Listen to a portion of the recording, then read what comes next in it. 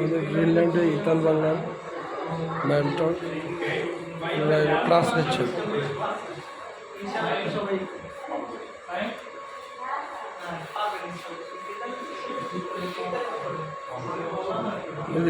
আমাদের চেয়ারম্যান